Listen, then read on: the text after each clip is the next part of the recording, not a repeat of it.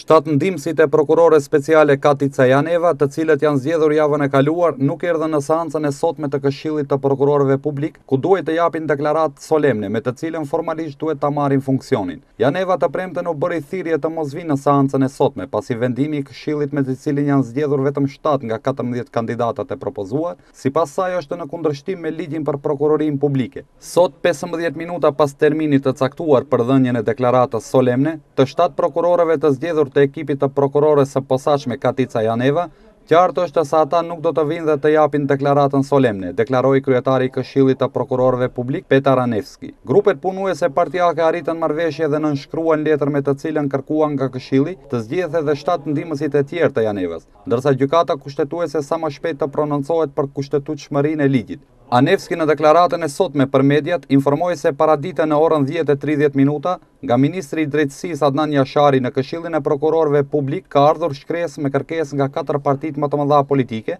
ku kërkohet nga Këshilli sot të mbajë seancë dhe të zgjedhë prokurorët e tjerë publik të Prokurorisë Publike Speciale. Në orën 11 letrën e dërgova deri te Prokuroria Publike Speciale Katica Janeva dhe ajo të drejtohet me shkresë deri te Këshilli dhe ne të veprojmë sipas asaj shkrese. Nëse gjatë ditës ose nesër dërgon shkresë me kërkesa të caktuara, ne do të shqyrtojmë dhe do të caktojmë seancë urgjente të Këshillit, tha Petar Anevski.